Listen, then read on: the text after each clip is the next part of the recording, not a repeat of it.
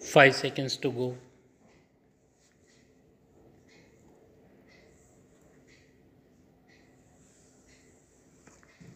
Start. Section 32 of the Rights of Persons with Disabilities Act 2016 stipulates that all government and government aided institutions of higher learning shall reserve not less than 5% of seats for persons with benchmark disability. The enactment of the RPWD Act in 2016 marked a paradigm shift in disability law in India from charity based to a rights based approach. Accordingly, the erstwhile Medical Council of India formulated guidelines on admission of persons with specific disability in MBBS courses. The Government of India approved the proposal of the committee on 28th January 2019 and issued a notification in the Gazette on 5th February 2019. The report stipulated the guidelines in Appendix H, which laid down 6 categories of locomotor disabilities, including muscular dystrophy. All persons with a locomotor disability above 80% were rendered ineligible for medical courses. Appendix H was substituted by Appendix H1 on 13th May 2019. The amendment allowed persons with more than 80% locomotor disabilities to pursue medical courses on a case-to-case basis. The new appendix states as follows. Persons with more than 80% disability may also be allowed on case-to-case basis, and their functional competency will be determined with the aid of assistive devices if it is being used to see if it is brought below 80% and whether they possess sufficient motor ability as required to pursue and complete the course satisfactorily. The amended guidelines brought about a welcome change by eschewing from a purely benchmark model to a functional ability model.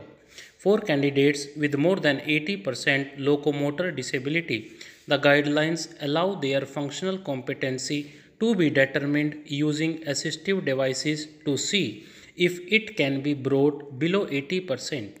The second respondent has submitted that a new committee will be constituted to recommend new guidelines for admission of persons with disabilities into medical courses. The report of the MCI, the erstwhile version of the second respondent, which was the basis of the existing guidelines, evidently found itself working in the remnants of the pre-RPWD Act legal regime. Besides making archaic observations requiring persons with disabilities to introspect and assess themselves whether they are likely to meet MCI standards and outcomes, the guidelines also noted the definition of reasonable accommodation in Section 2Y of the RPWD Act. The reference was only to further state that the standard of competence cannot be lowered in the name of accommodation. The observations made without specific context on the standard or the accommodation in question states as follows. MCI is aware of this provision and respects it. However, MCI cannot agree to enforce reasonable accommodation that would alter or lower the standard of competence which exists to protect patients that is required. Such an accommodation, if granted, would be unreasonable and not reasonable. Moreover, in some cases, even with reasonable accommodation, it may not be possible for every disabled medical student to successfully and safely undertake all stages of medical education and training. For promoting self-rejection of disabled medical aspirants to assuming that their accommodations would lower the standard of competence and would regardless be fruitless, the guidelines have charted their way into disrepute. Vitally, the resistance to alter the standard in a framework that has historically effaced a marginalized group, namely disabled persons other than in the capacity of a patient, is antithetical to any rights-based approach to disability law. Many other issues of critical importance arise from these guidelines, which are not germane to evaluate the case before us but may be open for an appropriate proceeding. The current guidelines allow persons with more than 8% locomotor disability to be admitted to MBBS course on a case by case basis after a functional competency to see whether their disability can be brought below 80%. Before proceeding to analyze this guideline, it is essential that we clarify the phrase brought below 80%. The intention of the guideline in using the term brought below 80% is ostensibly to mean that the functional assessment shall evaluate if the person with disability can perform the tasks which they are expected to perform as a student and a practitioner.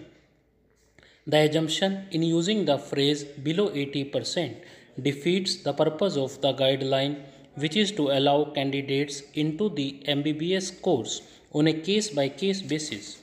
Bodies are not biological parts but together each to serve a predetermined role. They are alive with thoughts, feelings, dreams, and aspirations. All bodies, abled and disabled, are guaranteed dignity under the Constitution.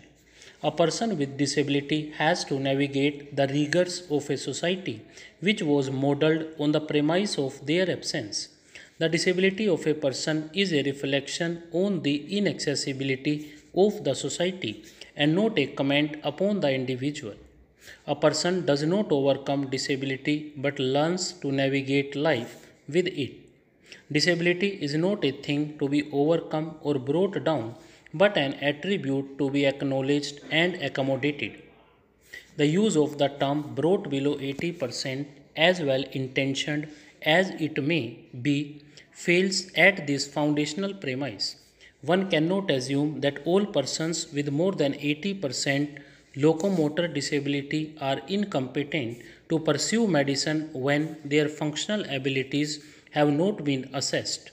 The medical model of disability apparent in the phrase must give way to a social model of disability which takes into account the variety of experiences and outcomes which persons with disabilities have when they interact with different kinds of societies and accommodations. In Nipun Malhotra versus Sony Pictures, this court opined that words cultivate institutional discrimination and that the language of our discourse ought to be inclusive rather than alienating. When it comes to rights, language matters. Words may not always adequately reflect the intention of the drafter. Some words may be used unwittingly without knowledge of their harmful consequences. Nevertheless, these words influence the thinking of others who hear them. Words are the tools one deploys to formulate thoughts. An expensive vocabulary allows people to think and articulate their thoughts better. When we use appropriate and sensitive language, we aspire for the quality of our thought to be broadened and evolve towards being emancipatory and inclusive. The guidelines Appendix H1 stipulate that the functional competence of an aspirant with a locomotor disability above 80% may be assessed with the help of assistive devices. A purposive interpretation of this guideline requires us to interpret it in light of the legislative intent of the governing statute, namely the RPWD Act. The RPWD Act is a watershed legislation for disability rights in India. It honors India's commitment and at the international level under the Convention on Rights of Persons with Disability. The preamble to the RPWD Act states that the Act harmonizes the constitutional promise of full citizenship with action by creating a framework in which persons with disabilities may translate their rights into remedies. To establish a bed of rights, Section 2 of the Act defines and acknowledges barriers discrimination, inclusive education, and reasonable accommodation. Section 3 of the Act affords the right to equality and non-discrimination for persons with disabilities. The requirement of assessing the functional competence of a medical aspirant with over 80% locomotor disability recognizes that assessment must be done on a case-to-case basis. The method of assessment by designated disability assessment boards must therefore reflect the approach and intent of the legal framework within which the boards operate. Stop.